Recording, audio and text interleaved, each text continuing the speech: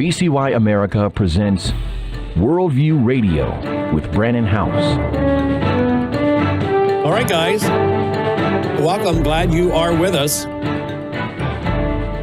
Well, I just had how long was that? How long was that interview, Logan? I just had was it 45 minutes?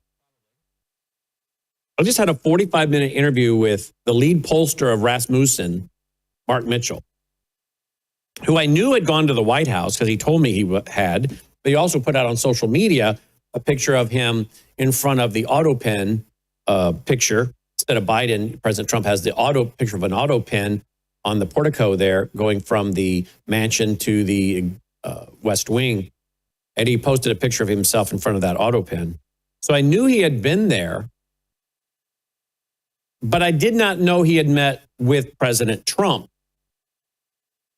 And he met with, also before that, Susie Wiles, White House Chief of Staff, Secretary of State Marco Rubio, and Vice President J.D. Vance. Then they moved into a meeting with President Trump in the private dining room off the Oval Office. And generally, when those kind of meetings happen, folks, people don't come out and talk about them. In fact, I saw a video yesterday where Glenn Beck says he went to the White House, spent some time with President Trump, went to the Lincoln bedroom, saw that, got a tour of the upstairs, had this great conversation with him, saw a side of him the public doesn't see, wishes the public could see that side, wishes he would show that side to the public, wanted to come out of there telling the people about, a guy he thinks leads from the heart, that is actually a very nice gentleman, a grandfather, that he's not, some hard, cold, mean individual. And he wishes he could have come out of there and talked about it and was planning to do so. Came down the stairs from the residence, and on the table there was a sheet of paper he and his wife had to sign, which was a non-disclosure form. And he said, I didn't argue with him. I had no choice but to sign it. But he said, I wish I could have just shared with everybody about the meeting. Well, apparently Mark Mitchell didn't sign one. I asked him on the air, did you not sign a non-disclosure form? He said, no. And he comes out of the meeting and just came on the air with me, and for 45 minutes told us about how he sat there in the private dining room off the Oval Office and told the president how your administration is going into the ditch and your numbers are dropping and you're losing the under 40-year-olds. And the people that had voted for you, many of them are not conservative, but they wanted a reformer that would clean up Washington, cut the sides of government, get the economy under control, cut inflation, restore the affordability of housing. And they were really on board when you were with Doge and cutting all this government overspending and whatnot. And now that you've strayed away from this, you've lost these people. And the fact that you had such a high approval rating when you were doing the whole Doge thing, it was like a 60% approval rating with that group of young people. He said that should have caused all of Washington, D.C. to put the brakes on and stop and say, he did what? He's how high in his approval rating with those young people? That's like unheard of. That's like some kind of secret sauce for political success.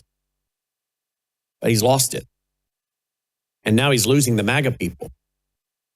And even these young people who were wanting to fix the problem and have a reformer are now he told them they're now going to run to the left, to the socialist.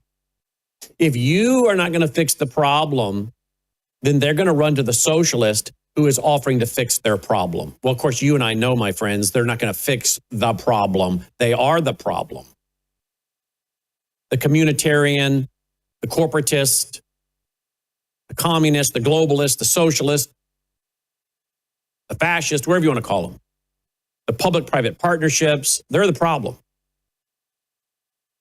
But he said the young people are going to say, I'm going to go to the one that will fix it, who's going to put in the rent controls, who's going to do universal basic income. They're going to run to them. And he talked about the conversation and that he said the conversation was all over the map. And I asked him later about that on the air.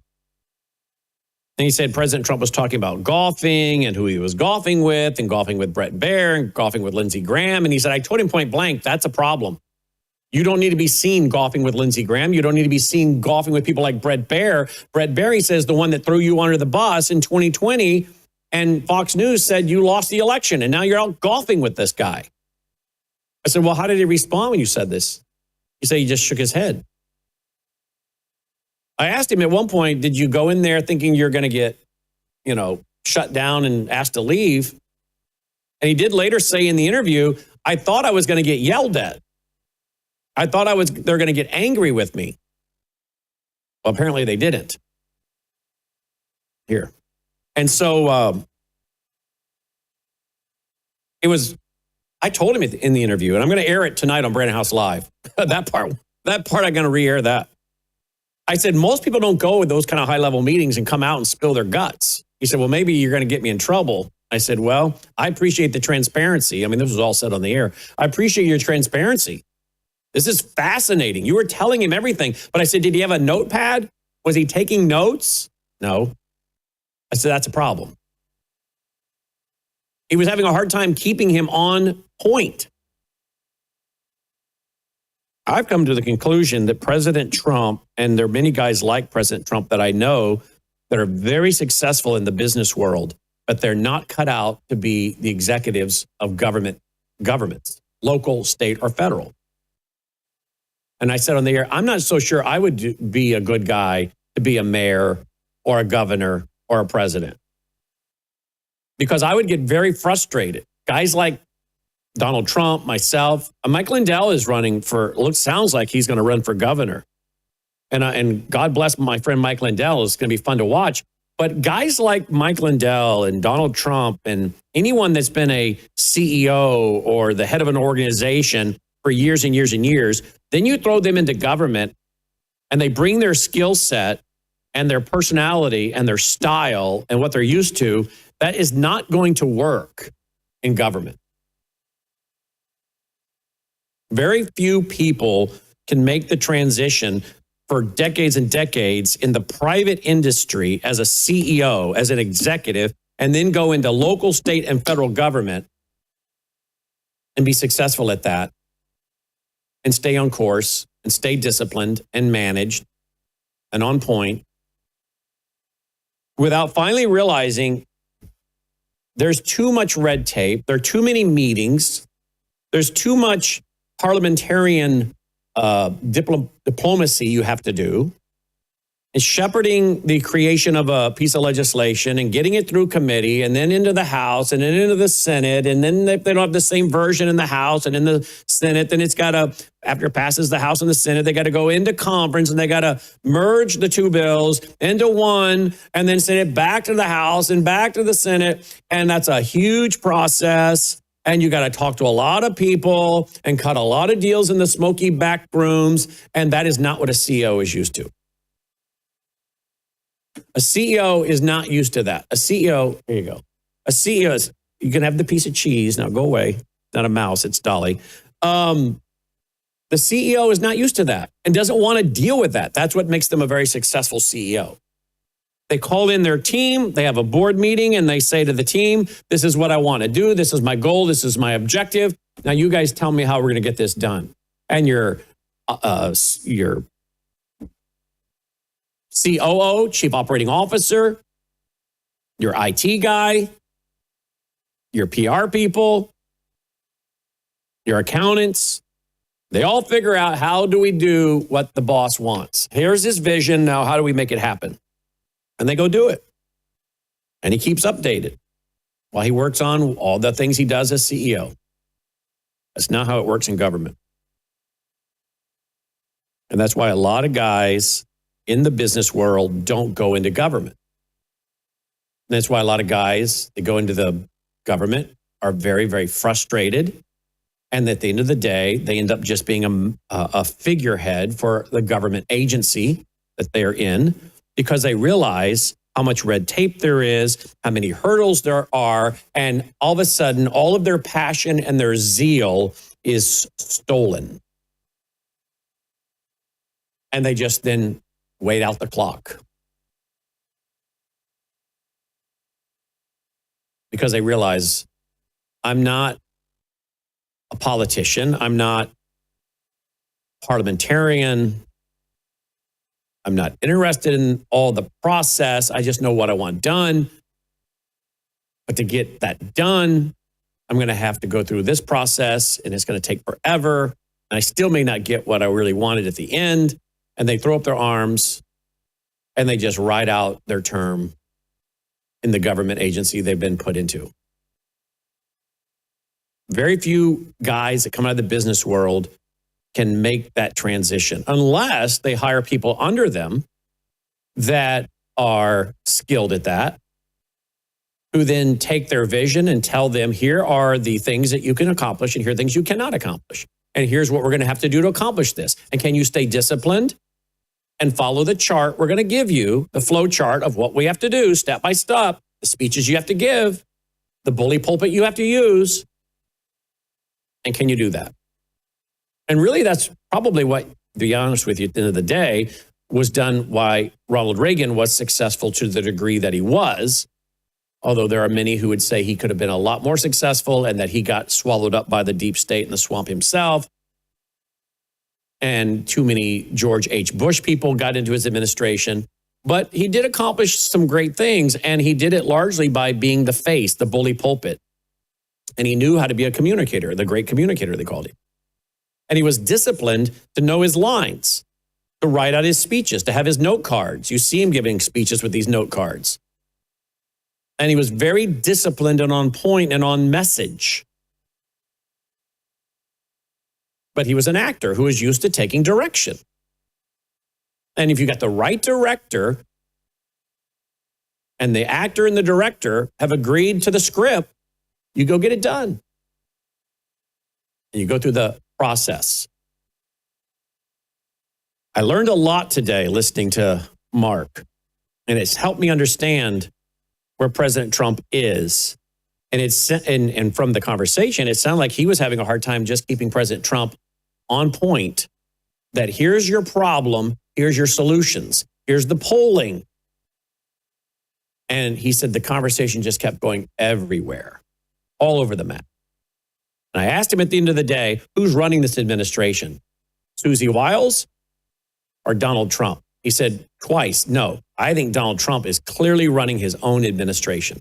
It's Donald Trump. Well, today he's gotten a Peace Prize from, is this a soccer group, Logan? I always think it's race car driving for some reason. But it's called FIFA or FIFA. I could care less. I hate soccer.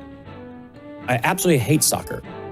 I'm sure the people that play it are very skilled and athletic, but it just has I have zero interest in it. Race car driving, that I can watch just for the crashes. But soccer, can't believe Trump likes soccer. How does he have the attention span to watch soccer? I don't think he doesn't. No, he doesn't have his attention span is basically zero. So I don't know. I doubt he watches soccer. But apparently he got a peace plan today. So maybe he can get his peace plan, then move on and come back to being Donald Trump that takes on Islam. We'll be right back.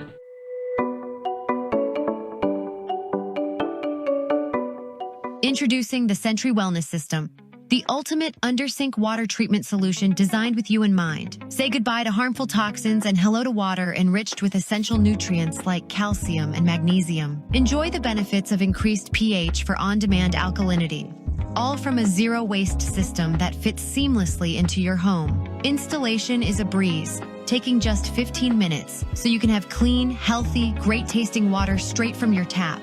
Perfect for apartments, homes, rentals, and even RVs. Elevate your hydration and well-being with the Sentry Wellness System because you deserve the best in every drop. Sentry H2O. Tap into wellness. You are watching Worldview 2, built on the 35 years of Worldview books, documentaries, research, high-profile interviews, and the radio and television broadcasts of Brannon House.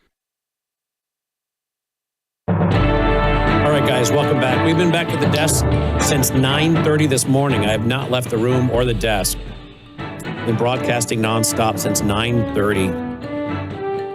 Our 2-day online Worldview conference, doing huge numbers.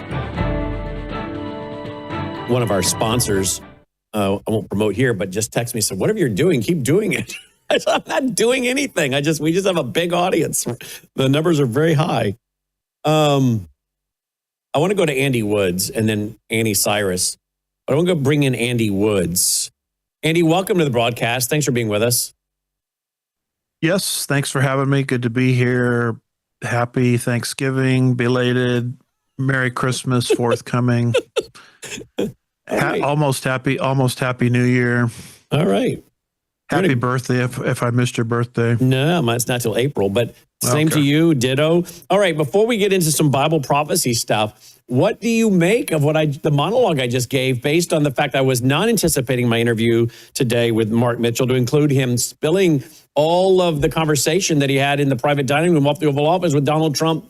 I was not anticipating. Guys just don't do that. And he's not a Washington creature. He'd never been to Washington, D.C. before. Or if he had, it was just the time before that he'd been. But he's recently tweeted about, I've never been here before. And so he said he couldn't wait to get back out of there. He didn't like being there. So he's not a Washington creature. So, he doesn't play by their rules. And so he went into the meeting and now he's come out and spilled his guts. What do you make of what he just told us that I just gave you the Cliff Note version of? Well, not to digress, but let me take you back to my life here. 1989, I graduated from college and I was a business major and I did pretty well. I was invited to do a honors project, which basically is a big paper. It's published there in the University of Redlands Library, should anybody be interested in it. But I did a big project. It took me about a semester to do it on the subject of why the government wastes money, okay? And I went through countless articles, sources, opinions, and here's really the bottom line to the whole thing. The government wastes money because it functions completely different than the private sector. The private sector has accountability. It has a bottom line. If you're not delivering a product or service that the community or the world or society needs, you're going to be out of business very fast. And so you better do it effectively and you better do it efficiently. And therefore, there's always an incentive in the private sector to cut the red tape, cut costs, cut bureaucracy, cut out the middleman, whatever expression you want to use. Well, you move someone, I'm bringing this up because you were dealing with this with Trump. You're dealing with someone who's very successful at doing that in the private sector, and you throw them into government where none of those rules apply anymore. The government can never go out of business. The government can do basically whatever it wants to do, regardless of need, effectiveness, efficiency. There's no incentive to cut red tape because the government exists, regardless of their performance. So that's why so many of these guys that move from the private sector into the public sector are not effective and they're miserable because it's a completely different animal. So I don't know. Those were some thoughts that were going through my mind as I was listening to you talk there. Just because Trump has done well in real estate and, he's been the face of The Apprentice and, all of these endeavors doesn't necessarily going to, it's foolish to say that's going to transfer to, automatic success as a chief executive officer of the whole country as the president. And this comes from someone who likes Trump. I voted for Trump 3 times. I generally think he's doing a good job. But the American people just really need to wake up and not think that if someone is successful in one arena in the private sector, it's going to translate into success, in a different arena, because you're dealing with 2 different sets of rules. Well said. And he said that if we don't see correction in the remaining term of Donald Trump, people arrested, indicted, judges impeached, if we don't see a restoration of our republic, he said we are going to be right back where we were with the Biden administration, and it's even going to be far, far worse. He said people will be arrested. We dealt this morning on the air with our reporter on the ground in Great Britain, Peter McIlvena. He was on, and we were discussing 30 people a day are arrested in the UK for social media posts. These are not people that I understand are making physical terroristic threats against people. These are people that basically are putting on social media what we all as Americans put on social media, or what your host will say that gets put up on social media by my team. It's Islam is a cancer. Islam is about Sharia. We don't want to be under Sharia. We would like these illegal aliens, these Sharia people, to go back where they came from. These Islamists add nothing to the country. They're nothing but troublemakers. We're sick of jihadists. I mean, things that are true.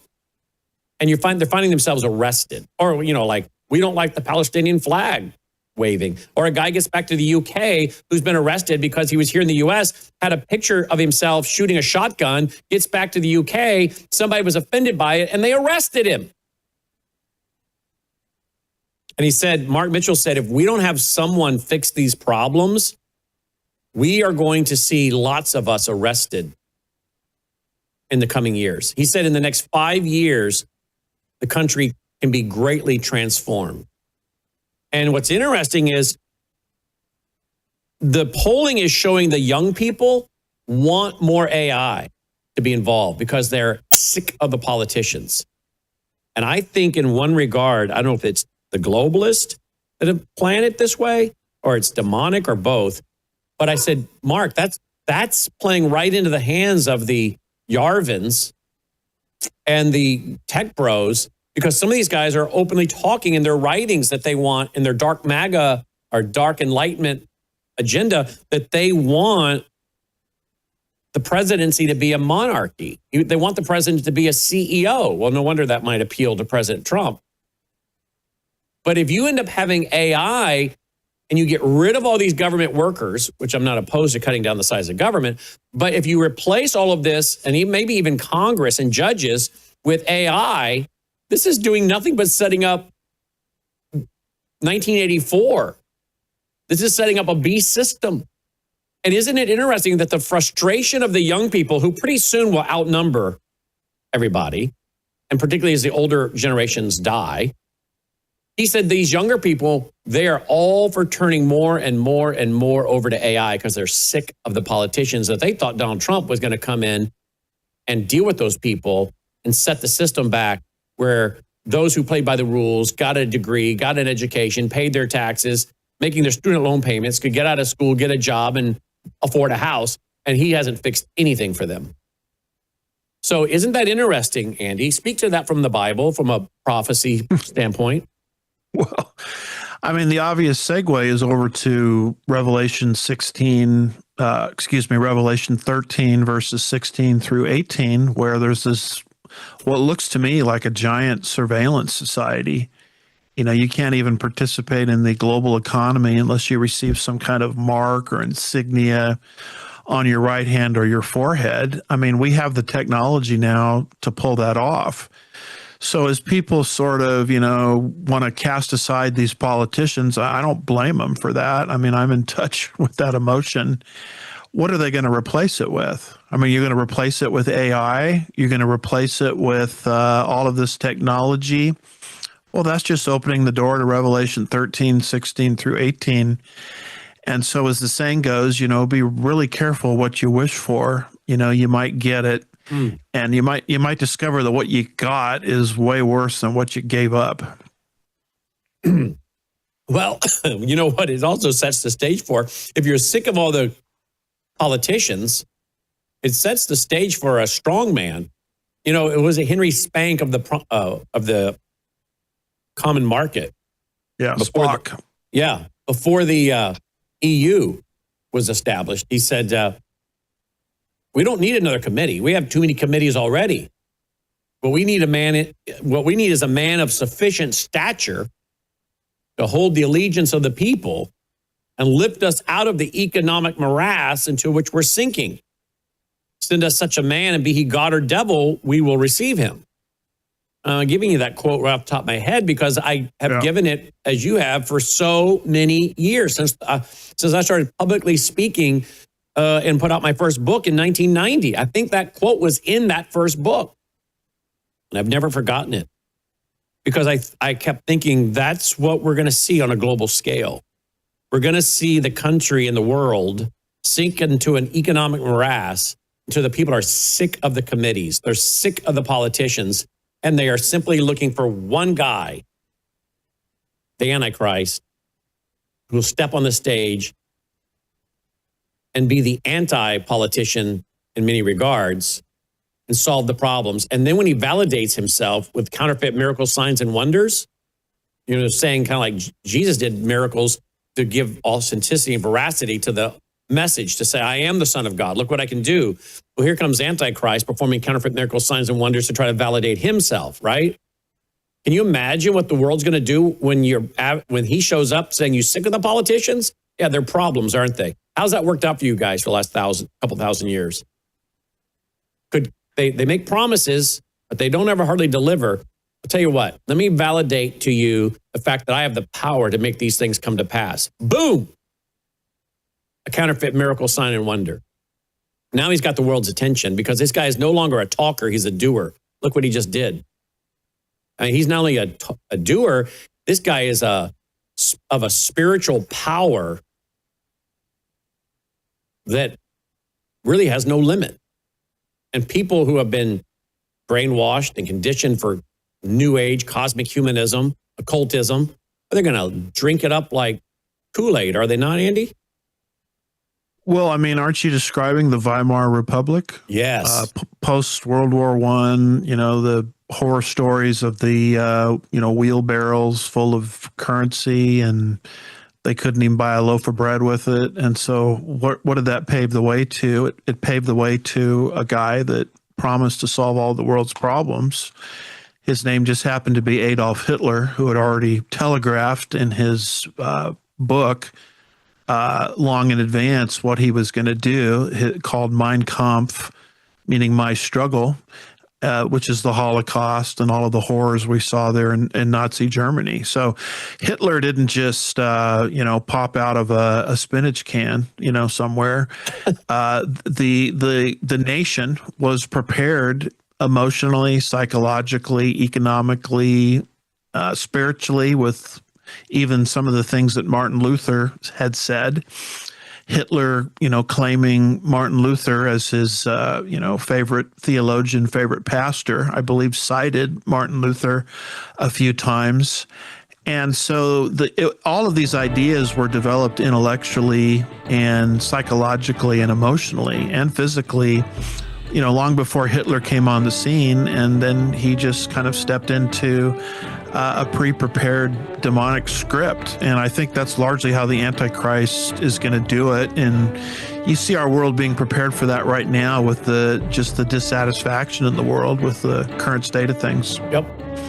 All right, we come back. I want to talk about the European Union hands a $120 million fine to Elon Musk's X account for breaking social media rules. We touched on that this morning, but I want to talk about that because it fits into where we're going with censorship, massive censorship. Don't go away. Do you appreciate all the free programming we produce here at Worldview Tube?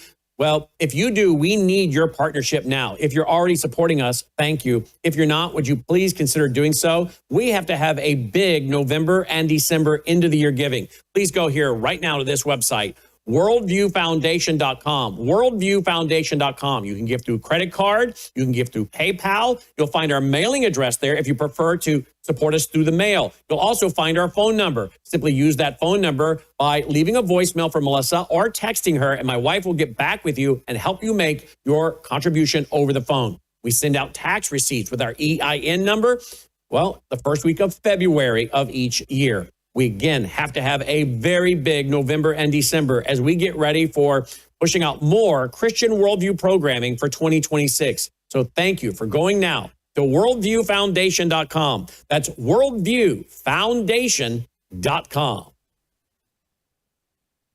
I think that's what you call a scoop.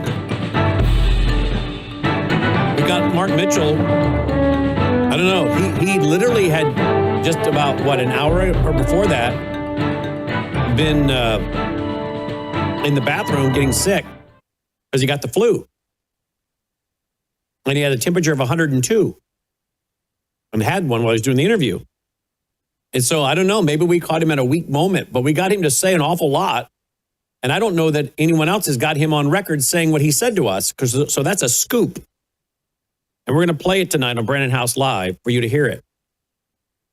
How he's coming out of a meeting face-to-face with White House Chief of Staff, Secretary of State, Vice President of the United States, and the President, telling them the polling showing you're losing big time. You're losing people that voted for you, that were supporting you, and you're chasing them right into the arms of the AOCs of the world, the Bernie Sanders of the world. Gavin Newsom is likely to be the next president. Something else we talked about today, this morning, with Anni Cyrus, and I didn't realize Anni Cyrus knew so much about Islam. Excuse me, not Islam, Freemasonry. Thank you. I didn't realize she had so much knowledge about Freemasonry. But today I shared a thought about the rise of Freemasonry and its connection to why Islam is taking over the South. And I'm going to share this and get a response from Dr. Woods. And I haven't forgotten about the censorship articles. I'll get to those. But you guys know that I've talked for years about the Southern Baptist Convention, the largest Protestant denomination in America, predominantly in the South. And now Islam is taking over the South. Why? Well, I believe, and I connected these dots today, I believe God is giving over the country for many reasons, but he's given over the South. The Bible Belt has been given over by God to Islam. Because many of the pastors, quote pastors, many of the elders, many of the deacons of the South have been Masons.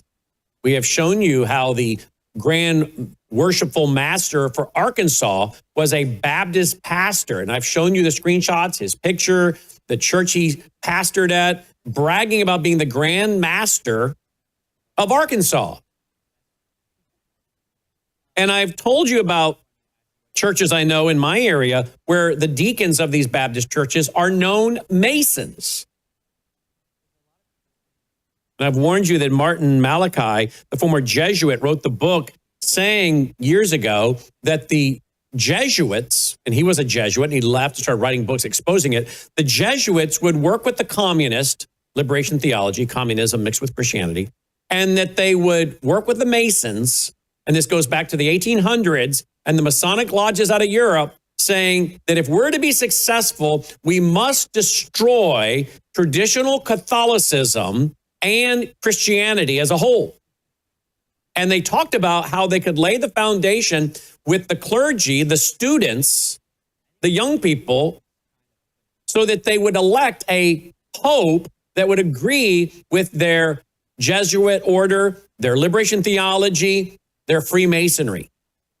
And I've shown you and quoted right from The Keys of the Blood by Martin Malachi, where he predicted this and showed this. What I just quoted to you is from the 1800s, 1818 to 1820, 1819 to 1820 in there, of the Freemason lodges of Germany and Australia, Germany, Austria, France, etc. This was their stated goal, the destruction of Christianity. And then I shared with you from this morning, as I have in the past, an article by Jason Carlson, Ron Carlson's son, talking about how Masons, particularly the Shriners, pledge an oath to Abaddon, the king of demons that you find in the book of Revelation. And that they pledge an oath to there is but one God, Allah. This is in their ritual. Now, if you have Baptist pastors and deacons all over the South, where Freemasonry is so very popular and has been generationally, doing this, then you're going to understand now why they're not going to bring in a Usama Dakdok or a Shahram Hadian to talk about Islam, because they're swearing an oath that there is but one God, Allah. They're wearing the little red fez with the crescent moon and the sword of Islam. And it's as though God has said after 1993, particularly when the Southern Baptist Convention completely caved to Freemasonry and said, you know what? There are actually aspects of Freemasonry that are consistent with Christianity. So it's while there are some things we don't like about it, there are aspects that are consistent with Christianity. So being a member of Freemasonry is a matter of public conscience, private conscience. As I said on the TV today, really? So bowing before a worshipful master with your shirt open and a blindfold on, saying you're lost in Freemasonry and need the light of Freemasonry to save you is a matter of private conscience, really. Swearing an oath to a king of demons, Abaddon, is a matter of private conscience. Swearing an oath that there is but one God, Allah, is a matter of private conscience. And now you wonder why the Southern Baptist Convention has been turned over to Satan. I'm not saying every Southern Baptist church, congregation member, pastor, deacon, I'm not saying that. But as a whole, I believe it has been. And I quoted from an article in the Columbus Dispatch dated November 11th, 1993. Larry Lewis, president of the Home Mission Board, said he requested Leeser's resignation. I'm going to go to that. That's not what I wanted to go to. Here it is. The August 1993 Scottish Rite Journal. The Grand Commander called the vote at the Southern Baptist Convention historic, saying, quote, this vote was the significant turning point for modern Freemasonry, end quote. In a letter addressed to all active members, on June 21st, 1993, this same Grand Commander said, quote, speaking of the Southern Baptist Convention's mission board, the board's home mission board report, based on nearly a year-long study by the Southern Baptist Interfaith Witness Department, rejects the allegation that Freemasonry is incompatible with Christianity and Southern Baptist doctrine, end quote. And I knew some of the Southern Baptist pastors like Stoney Shaw, who I've interviewed, who's in our vault, who stood up to this, who were trying to fight this. So there were good Southern Baptist pastors. Some of them, I think by now, probably retired. Ed Decker was involved. Ron Carlson was involved in helping these gentlemen. So there were some very faithful Southern Baptist pastors trying to do their best. But once the Southern Baptist Convention went this route, it's as though God said, you guys want to have a little quality time with Islam? You guys want to say there's but one God, Allah? Some of your leaders who have sworn an oath at the highest levels of Freemasonry to that? You want to swear an oath to Abaddon or the king of demons? You want a little quality time, do you, with the Islamists? Here you go. And now you see the Masons running and taking over Texas, which, by the way, I hate to tell you this because I went to the church, First Baptist Church of Dallas, and I heard Criswell preach myself when I was a sophomore in high school on a choir trip. But I stumbled on it in some research a few months ago, Criswell out of the historic church in Dallas, First Baptist Church Dallas, praising the Freemasons over and over, and that the church actually started in a Masonic lodge. Well, I hate to tell you this, folks, but I think God has basically said to the South, you're done. You want to blaspheme me, swear an oath to Allah, swear an oath to Abaddon, think that the biblical Christianity is somehow compatible with Freemasonry as a matter of private conscience? Well, here you go. Here's some quality time with some Satanists. Here's some quality time for you boys down there with the Islamists. And isn't it interesting that a lot of this came out of Texas, and Texas is fallen to the Islamist. Joining me is Dr. Andy Woods, is a Texan. Dr. Woods, what do you make of that history I just laid out? Well, I mean, it's a very interesting discussion for me because I'll get a little bit personal here just for a second. My father, now deceased with the Lord, a Christian, was a Mason. He was, I I don't know what the name of it was. It was a lower level Mason. And we would have constant conversations about this, why are you involved with this? And I would, bring to him different books, some of them, I think a John Ankerberg book, other books like that, documenting the problems with Freemasonry, some of the things you're bringing out. And his response to me was, that's not what Freemasonry is. It's just a kind of a fraternity. So what I concluded is the lower you are in the organization, the less you really know about it. These kinds of things that you're talking about, I think they become more apparent, the higher you rise. So by the way, I can confirm that beyond your own assumption, because the authorities of the Freemasons, Albert Pike and others, wrote that that's exactly how it was laid out by design. They actually admit it was laid out by design, that people wouldn't be able to know what was going on until they got to the higher levels. Yeah. Although I don't know if your dad went through this, but my grandfather did. And I don't think at the time he was a Christian. He became a Christian later. But he was invited to join the lodge and went to the ceremony and opened his shirt up and put on a blindfold and supposed to kneel before the Grand Master. And after that little incident, he said, I'm never going back.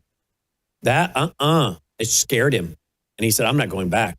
Now, if he could do that, and I don't think he was a Christian at the time, but he knew enough that there's a problem there, I would think most guys could figure that out. But I don't know. Maybe your dad didn't go through that. Maybe they didn't. Well, just to kind of round out the story, I mean, basically what I always came back with is, how does your involvement in this organization enhance your walk with the Lord?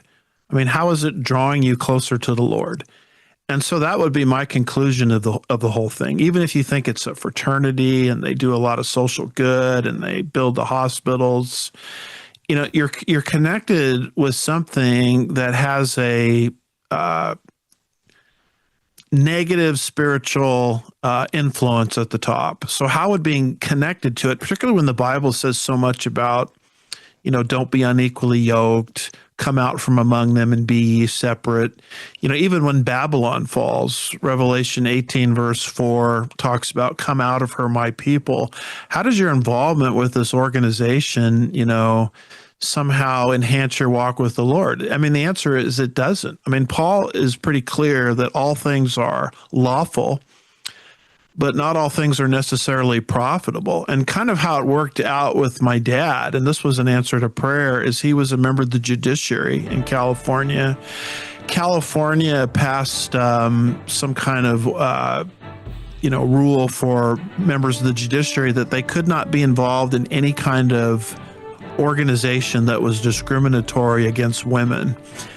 And I guess the Masons, ran afoul of that. And so as long as he was a judge, he couldn't be involved. So I just took that as an answer to prayer. Amen. Yeah. Well, it's a spiritual battle, no doubt about it. And right. I think this helps us understand, though, why Islam is taking over the South. I really do. I think it's God stepping back saying, here you go. Here you go. Let's get into this issue of censorship and Elon Musk and Substack. You woke up with a sore throat and a low-grade fever. You know you are getting sick, so here's your choices. You can get sicker and miss work, try to see a doctor this week, or sit hours in a crowded waiting room at urgent care. I have a smarter option for you. Open your medical emergency kit. Match your symptoms to doctor-recommended prescription in your booklet and take the right meds now and get well faster. This is not a first aid kit. It's like having an urgent care in your home. It includes doctor-prescribed medications to treat over 39 medical issues like respiratory infections, strep throat, pneumonia, UTIs, and more. No waiting to see the doctor and no standing in line at the pharmacy. It's right here. Every home should have at least one medical emergency kit, and here's how to order. Go to worldviewhealthcare.com. Your kit to treat dozens of common and serious illnesses is rushed to your door. worldviewhealthcare.com. That's worldviewhealthcare.com. The emergency kit available at worldviewhealthcare.com. Make sure you don't have to go to urgent care. I got pneumonia. I didn't have to go. I took this last year. Stayed at home, went to bed. All right, welcome back. AndyWoodsMinistries.org, AndyWoodsMinistries.org. Be sure to stay tuned for Crosstalk at the top of the hour with Jim Schneider on 100 outlets nationwide. Also available at vcy.org, vcy.org. EU hands $120 million fine to Elon Musk's X for breaking social media rules. The European Commission highlighted breaches, including X's policy of allowing anyone to buy a verified blue check mark. We also have an article that Substack caves into the UK censorship regime and restricts UK users. That's all under the UK's Online Safety Act, folks. And that's what they want to do in America. And while I get frustrated at times with the Trump administration, I have to tell you, I'm thankful that God allowed us to have a little reprieve in one regard, that's for sure. Because I think we'd be in big trouble with a Harris-Walz administration right now when it came to free speech and this kind of complying with these globalist goals, of which the UN is leading the way. So I think we should count our blessings and redeem the times, because our time may be short. Because Mark Mitchell said today, he believes that if the things don't change, we're going to find ourselves right back where we were, much worse, and people like us could very and will likely be arrested, as is happening in the UK. Joining me to add to the conversation, Anni Cyrus. Anni, you heard that conversation with Mark Mitchell. Can you comment? What did you think of it? I was stunned. I was shocked. People don't normally come out of those kind of meetings and talk so bluntly. To me, it was fascinating. It was that he showed me a very different side of our imagination, how these meetings go. You know, you go in, you sit politely, self-censor, be careful, politically correct, and he clearly didn't do that. And also imagination of if you say anything out of line or something that's not liked, you get yelled at, as he mentioned, but he clearly didn't get yelled at. So that was the first fascinating part. Even my point of view was like, oh, so there's a different way of dealing with this. The second part, yes. Some of what I was guessing he confirmed. For example, it's hard to keep President Trump on track. For example, yes, there is no way the rating or the polls could be favored when he's so focused on Middle East and international rather than fixing things inside America. So that was some sort of, not that I'm happy about it, but at least I have confirmation that I'm not the only one who keeps saying President Trump can be focused on America, can focus on America. So, but yes, it was definitely fascinating. I was back here just all ears, was listening. And I hope he feels better. Kudos, he pulled through.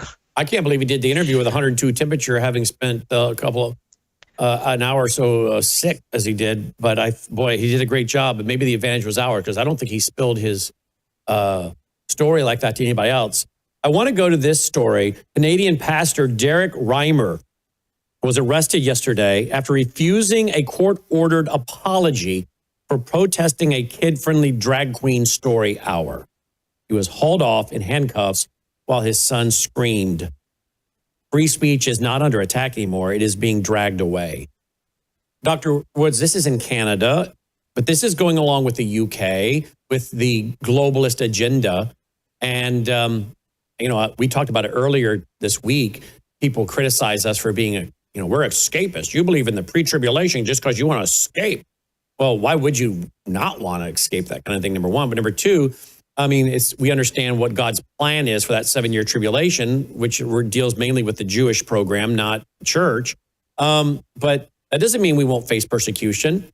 And I think what's happening in Canada, in the UK, is coming to America. I'm thankful for the little reprieve we have with the Trump administration.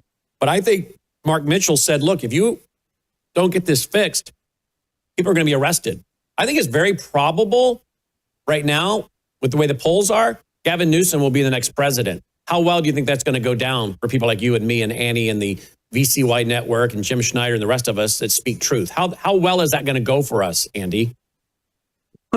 Well, it's not going to go well at all. Back to this Christianity, or this charge of escapism. The truth of the matter is all of Christianity is escapism. I mean, you're escaping hell. And, I was taken as a very young person to a Baptist camp. And these people, I don't even know if they'd be in ministry today or be accepted, but they talked about hell constantly. And thank God they did. As the saying goes, it scared the hell out of me in the sense that I realized I needed Jesus so I wouldn't go to hell. I mean, isn't that what Christianity is? I escaped the eternal retribution and consequences of my sins by trusting in Christ. So when people come along and say, oh, you teach the pre-trib rapture, you're an escapist. Well, hello, the whole Christian message is escapism. And yes, we are going to escape hell on earth, which is the coming 7-year tribulation period. And back to this whole issue of censorship. I mean, this is happening in Canada. This is happening in Europe. Just go Google or get on Tommy Robinson's social media feeds. He talks about it constantly. He's got all these videos where people are, one guy, basically said to an immigrant, speak clearly. And there's a video of him saying that, speak clearly. And he was accused of, anti-Islam, anti-immigrant, hate speech. And this is the kind of thing that's now enveloping the earth. And I really don't see how this can happen to our northern border, Canada, and how this can happen in Europe.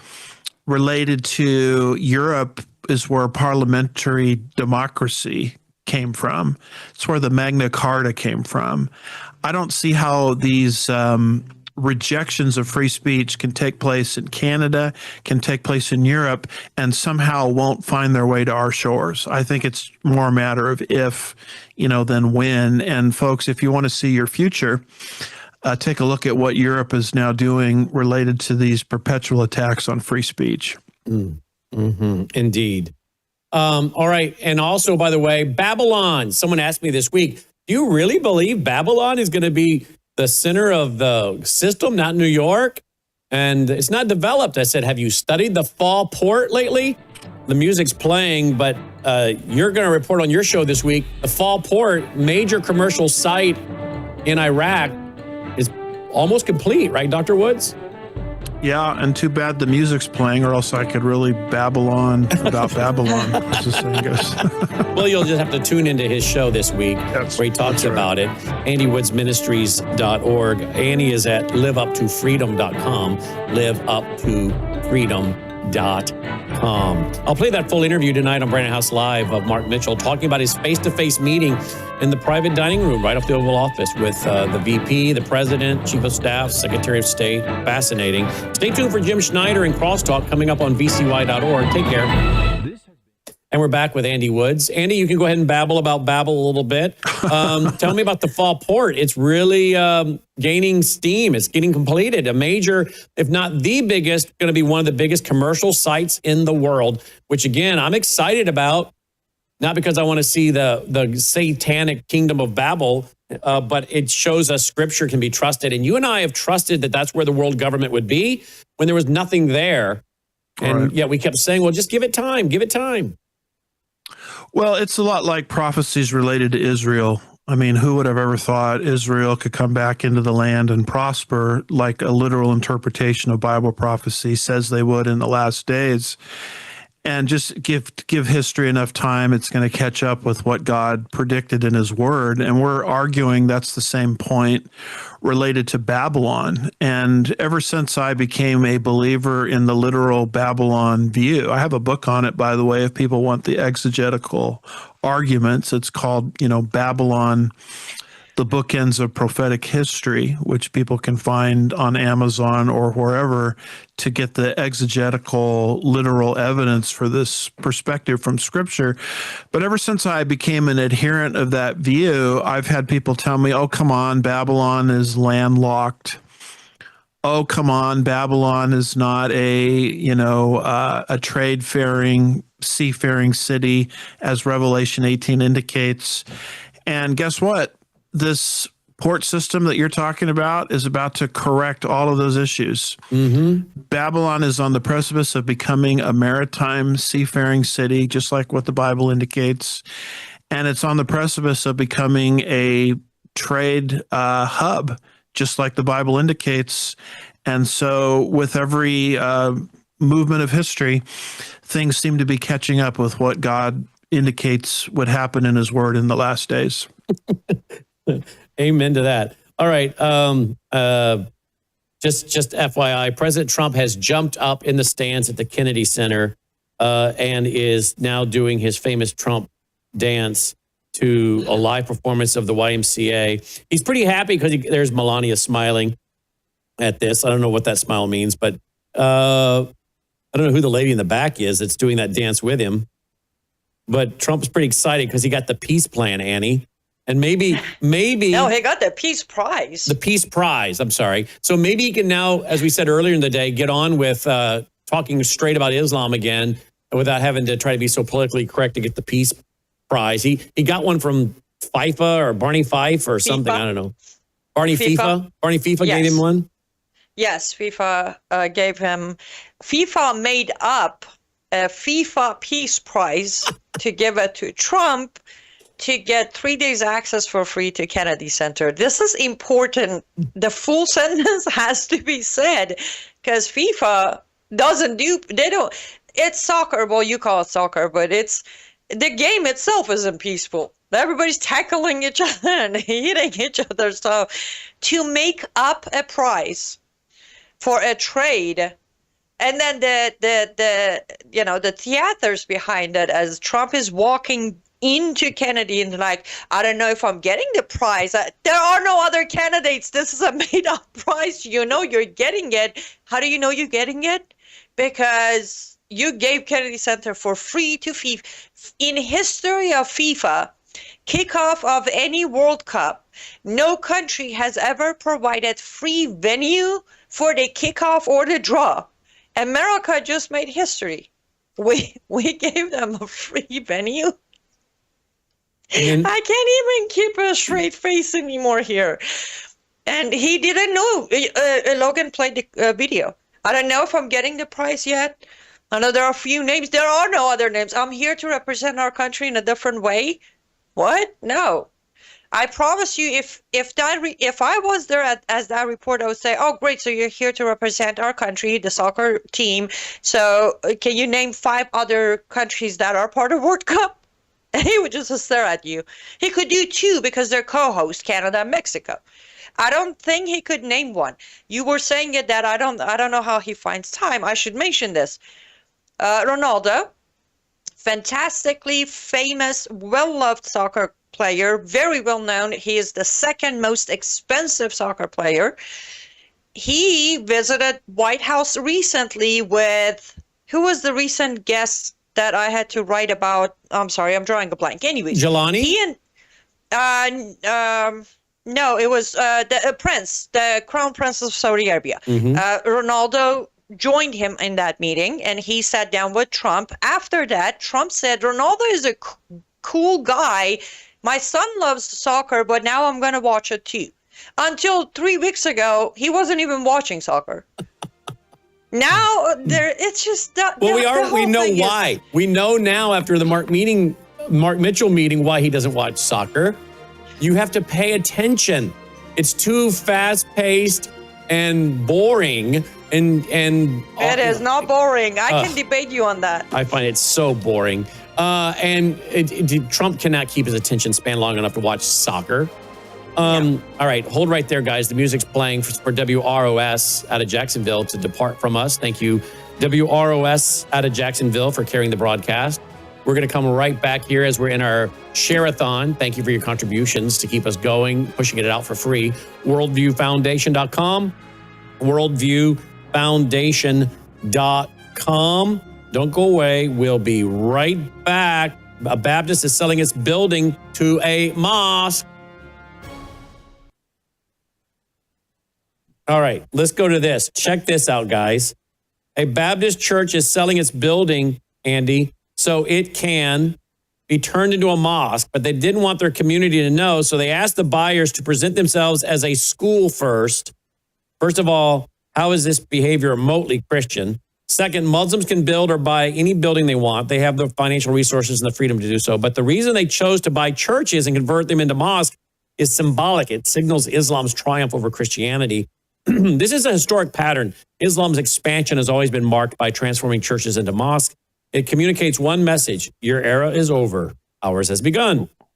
So when churches today willingly sell their buildings to become mosques, they are not merely conducting a business transaction. They are participating in advancing an Islamic takeover of their cultural and religious landscape.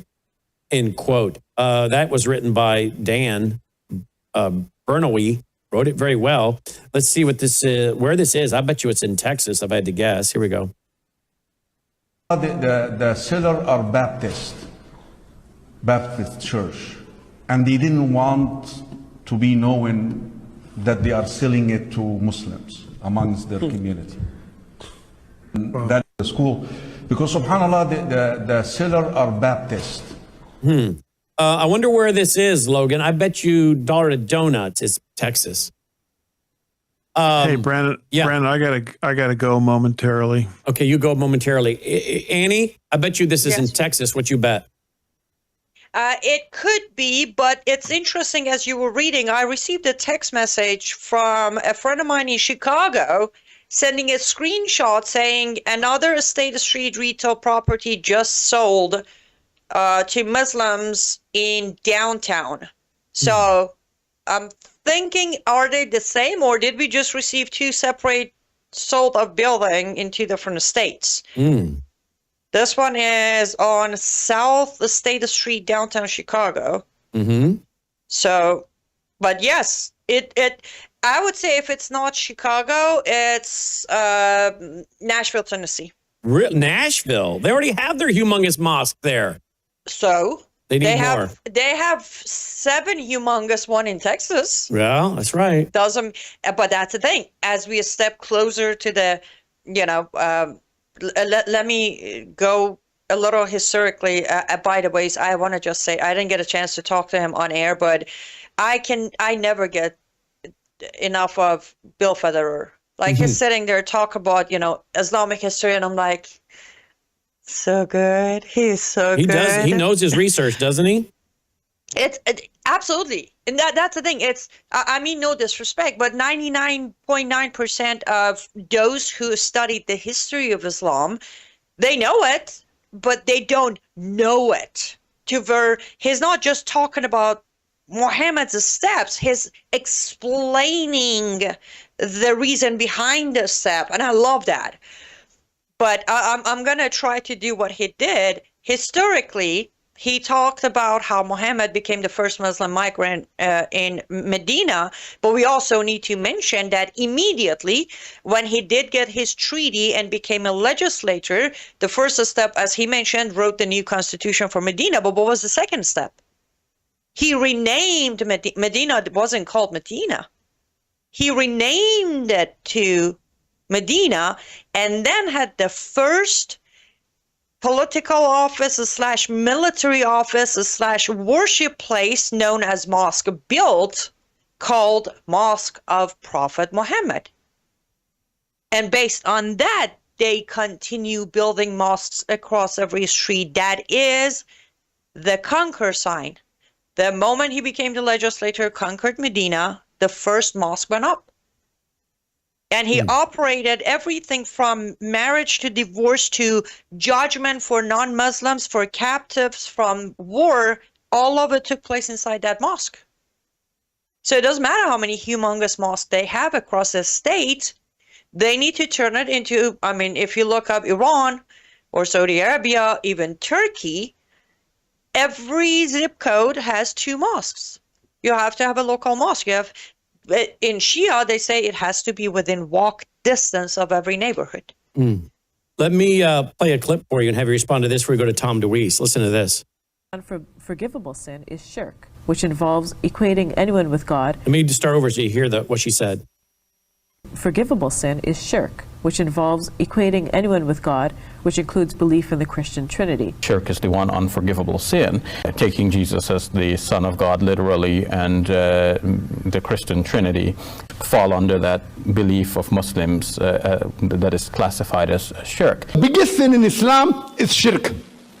Associating partners with God. Allah says in Surah Nisa chapter 4 verse 48 and Surah Nisa chapter 4 verse 116 that if Allah will forgive any other sin, But if someone joins gods with Allah, associate partners with Allah, Allah will never forgive because it's a very big sin. He has stayed far away. So shirk is the biggest sin in Islam. Purpose of combatant jihad, the purpose of physical jihad is to establish the superiority of the deen of Allah Jalla wa Ala. To establish that. Fight them until there is no shirk, and وَيَكُونَ الدِّينُ كُلُّهُ لِلَّهِ, and the deen, all of it, becomes for Allah Jalla wa Ala. Well, there you go. Closing comment from you before I run to Tom Deweese. Again, they're being honest. They're telling the truth. And yes, one of the reason, well, Christianity is the biggest threat to Islam today. At the same time, it is the biggest enemy of Islam today, specifically because of Trinity that is mentioned word by word in the Quran, that those who call Allah a father, those who say Allah has a son, and those who say the three are mushrikun, those committing shirk. Wow. Anni, Cyrus, liveuptofreedom.com, liveuptofreedom.com, and liveuptofreedom.substack.com. Let me run over real quick to Tom Deweese. Tom, welcome. Thanks for being with us today during our two-day Worldview Conference and Share-a-thon, which, by the way, I should mention, folks, I haven't plugged it very much, but it's on the screen. Hope you'll call and make a contribution to keep free programming like this going. Look at how much you've learned today if you've been with us, from learning about Freemasonry and the Jesuits and globalism and all that's going on in Islam. It all is tied together. The World Economic Forum. So thank you for your contribution. Melissa is standing by right now. If you want to call her and leave a contribution, the number is 901-825-0652. 901-825-0652. She'll gladly take your information if you make a contribution over the phone. Otherwise, you can do it online at worldviewfoundation.com, worldviewfoundation.com. You also find our mailing address there if you prefer to support us through the mail. Joining me now is Tom Deweese. Tom and I have been working together for over 30 years. Hello, Tom. Hello there. How you doing? I'm good. How are you?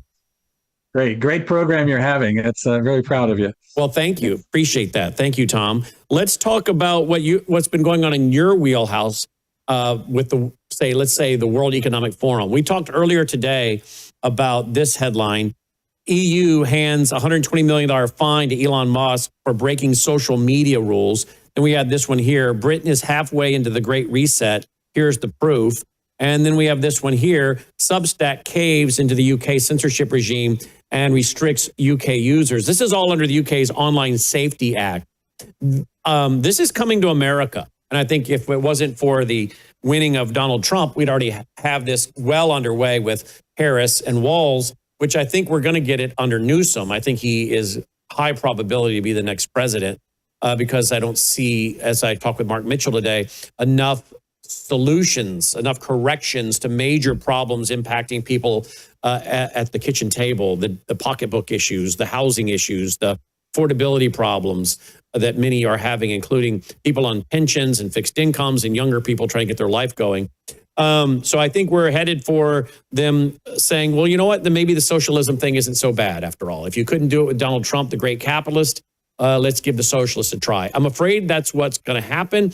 Mark Mitchell of Rasmussen says the polling is showing that Donald Trump had a lot of the young people, had a huge 60% with the young people, and he's now lost it because he has been focusing on international issues, not local kitchen table pocketbook issues.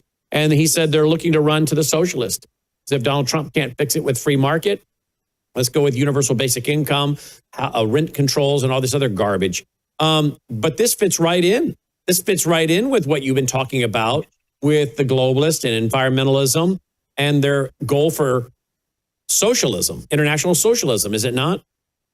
Well, absolutely. This is all connected. This is one of the main things that I've been trying to warn people about since Trump was elected. I've been saying, so many people are saying, well, I don't have to fight anymore because Trump's taking care of it. And so, we're fine. And I've been warning people that is absolutely a self-fulfilling prophecy that we're going to lose in this fight, and we've got to stay involved. We've got to work at our local level. So many people are, as they're trying to preserve their freedoms, and they've got to understand that these forces we're dealing with, these are not just confused or corrupt politicians who are creating bad legislation. The specific forces that we are fighting are a very dedicated group working for a global agenda. Yeah. Sorry. And we've got to understand that from the beginning. And for 30 years, I've been warning about Agenda 21, Agenda 2030. They said when they introduced that it was a comprehensive blueprint for the reorganization of human society. Can it be any clearer of what we're dealing with? And then I'll just share one other quote with you. Christiana Figueres, who's executive secretary of the UN Framework for Climate Change, which is their number one weapon on all this, said, quote, "This is the first time in the history of mankind that we are setting ourselves the task of intentionally, within a defined period of time, to change the economic development model that has been reigning for at least 150 years since the Industrial Revolution." In other words, this is an attack on free enterprise. And free enterprise, private property, personal liberty. These are the pillars of freedom, and this is what they're going after. When you're talking in your earlier part here with the Muslims and so forth, this is another attack on our society, on how our culture, on how we're set up. All of these things add to their efforts to completely change who we are and what we are. They've been using climate change, sustainable development. These are the main weapons that they've been using. And it's all designed to get you to voluntarily surrender your liberties. I have environmentalists come up to me saying it doesn't matter how many rights you think you have if you don't have a planet to stand on. And then people say, oh goodness, and they start to surrender. But you have to fully understand this threat and how to deal with it. And, you've got to know the who, the what, the where, the why, who's behind it. And you mentioned the World Economic Forum. Of course, the United Nations is one of the main forces. The World Economic Forum and their Great Reset. Is there a better word for them to use for what they're doing, than Great Reset? And it attacks those three pillars of freedom: free enterprise, private property, and individuals. Interestingly, in October of 2024, before Trump was elected, the World Economic Forum held a summit in San Francisco. It was called the Urban Transformation Summit. And the purpose of this was they believed Trump was going to be elected. And if he was elected, he was going to cause them all kind of grief at the top for putting their agenda in place. And they put this summit together to put together a plan to go after, to make sure that the agenda continues to move. Now they're going to look at the local level and the state level. And interestingly enough, in October of this year, on October 2nd of 2025, the World Economic Forum held another summit in Kansas City. And one of the things they were looking at is that, it was in Wichita, Kansas, not in Kansas City. It was attended by hundreds of regional business leaders, local and state government bureaucrats, staffers to plan new policies. And the announcement that they made from this was that Kansas has been chosen as the laboratory for remobilizing globalization. They are not backing off. They are not saying, oh, golly, well, Trump won, we're not going to be able to do anything. They are absolutely determined to put this thing in place. Now, why have they chosen Kansas, and what are they doing there, Tom? Yeah, isn't that interesting? That you'd think it'd be California or somewhere. They already got that, I guess. They just decided this. The Kansas has been putting a lot of these global policies in place, particularly on the local level. And this is where we've got to look at it. We've talked about the 15-minute cities and the all those kind of things. The attack on our transportation programs, even owning a personal car, things like that. These are all things that they're looking at to get rid of. And it's true that it's not just Kansas. It is all over the country that people are putting these things in place. One of the big issues we're dealing with now is they're moving in many communities to put together or take away the zoning protections for single family neighborhoods. People choose a neighborhood they want to live in. They have a house that's become their dream home. They want to live there. And now they're saying, in fact, the mayor of Minnesota, of Minneapolis, said that people who are living in single family neighborhoods with these zoning protections are racist because they're doing that so they don't have to live next to people they don't want to live next to. And now they're telling us that area where you have one home with, say, 4 people living in it, you've got a yard, you've got a driveway, we could take that house down and we could put in a high-rise rental property, and we could have 100 families live there. And don't you know, we've got a housing shortage. That is one of the major lies that we have in this country, that we have a housing shortage. What we have is a government problem that is blocking the building of new housing and controlling it. And what's happening here in these cities where they're doing this, you have groups like BlackRock that come in and buy those old houses that are there, and then they are behind building the towers, and they'll make millions from it. And so, again, this is one of the other forces that are putting in there. But what we have to understand, in city after city after city where these programs are being put in place, your locally elected representatives, your city councils, your county commissions, up to your state legislators, they are absolutely surrounded by representatives of non-governmental organizations, private organizations that have worked directly with the World Economic Forum. They've worked directly with the UN. They've been trained how to build these programs. They come into your city councils and they bring in, they say, here, it's got it all right here in a box for you. With the money for you too. They know exactly what grant programs to apply for, and they lead them directly into that. And your local elected representatives that now have non-elected regional councils, along with all these NGOs, they're hearing the same thing over and over and over again. And you talk to them and they'll just say, well, this is just the way it's done now. There's nothing more we can do about it. And they just are falling into it. And meanwhile, those of us who oppose big government, we oppose it because we don't want government in our lives every day. The last thing a lot of us want to do is spend time at city council. And so we don't go.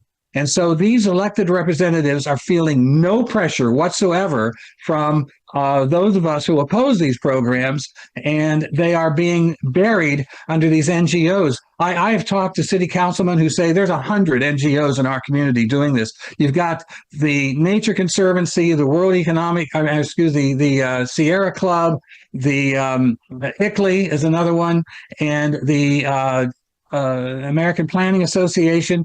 These are all groups that are dedicated to bringing these plans in there, and they're all operating in every single community. And what we're finding is a total attack on private property. Then you want to move it out to the countryside, the rural areas, what they're doing to the farmers, and using eminent domain to take their property to put in the solar and wind panels, and the carbon capture pipeline. All of that kind of stuff is moving as rapidly as it can. We are losing private property all over this country, and if we lose private property, I challenge you to stand up and say you've got any rights to the Constitution, because where are you going to exercise those rights, the rights of free speech and so forth, if you don't have a property of your own to stand on? And then it changes to this whole AI issue that is starting. You're hearing it everywhere. It's pushing as hard as it can go, as fast as it can go. And you hear President Trump is pushing it. He's in favor of it.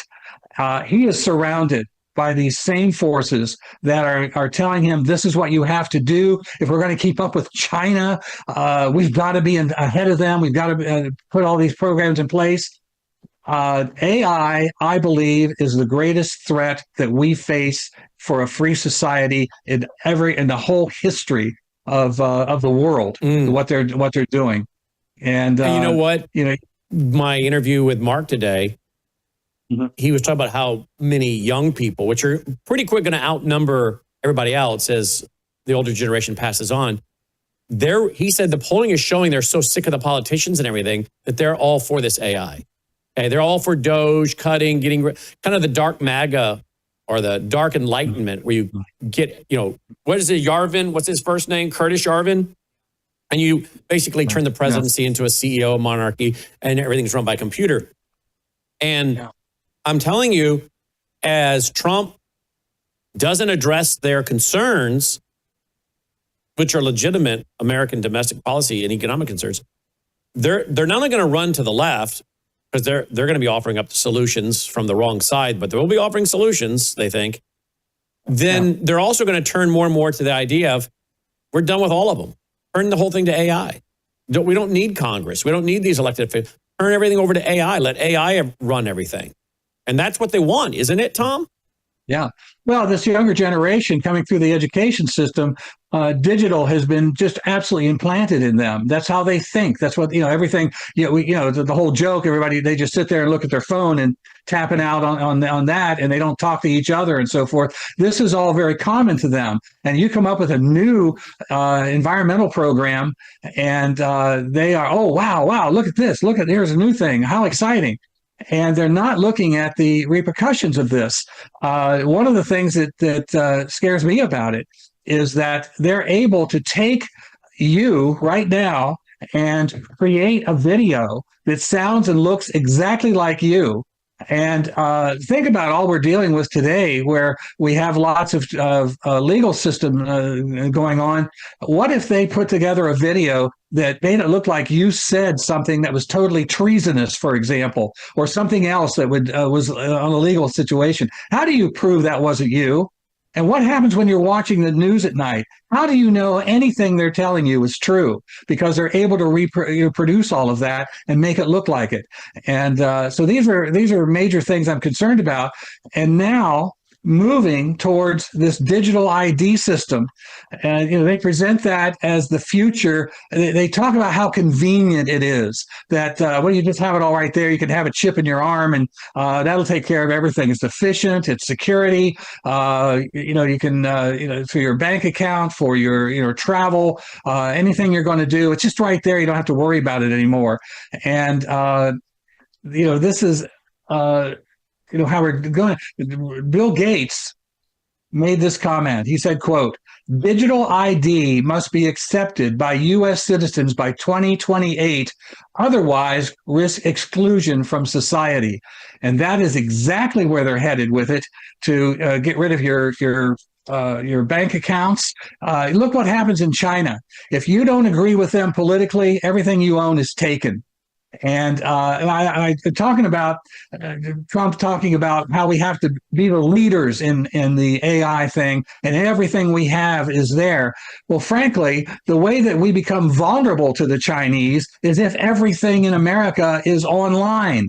They can hack into it and get it. The way to beat the Chinese is to not put everything online, and they can't grab it. And so this is what we've got to start to promote. And here's an incredible thing with AI. I get a report every day from promoters of this. I don't know how I started getting it, but I get it every day. It's called "What's in AI?" And they try to deal with any comments that have come up, any opposition to it or whatever, and deal with it. One of the things with these massive data centers that are moving across the country, where we've been told by the environmentalists for decades that we have to have open space for nature, for the animals, for things to grow, and we can't build houses there and so forth. So we've got to block all that area out. And then we find now with these data centers that they are covering all that open space and putting it all under roof. And now, as they've told us, we've got to preserve our power and we've got to preserve our water. All of a sudden, the data centers are absolutely swallowing down. I mean, they're using massive amounts of power and water. And one of the things they are now proposing is that we've got to have these data centers, but we've got to make sure, in order for them to all work using this power, that we've got to make sure we've got wind and solar. Wind and solar is a complete joke. It will give, if you have everything converted to that, we will have 4 to 10% of the energy that we need in order to have, that's what they'll produce, and the power. But here's the other thing. AI, the criticism has come up that it is going to eliminate all kinds of jobs, and people won't have the jobs, to work. I was in a conference where they were describing all of this, telling people starting new businesses, you won't need to have all these different employees now. You can make a bigger profit because you can have, you do all this with AI instead of paying employees. And it just kept raging through my mind as I listened to this. If you don't have any jobs, who's going to be your customers? Where is that money going to come from? Well, this is interesting because this report that I get every day decided to deal with this, the changing nature of work. This is a quote from it. The idea is that AI will do work not only faster, but also more cheaply than human workers. This shift could lead to a situation where businesses simply don't need human employees to maintain or increase profits. And then it goes on to say this. One widely discussed solution to the potential job displacement caused by AI is universal basic income. The concept involves providing all citizens with a regular, unconditional sum of money to ensure they can meet their basic needs, regardless of their employment status. The primary means of earning a living is no longer necessary for many. They're openly telling us this. That is absolute slavery. It is absolute communism, is what they're putting in place here. Absolutely. And now they're gonna control your thermostat. Tom,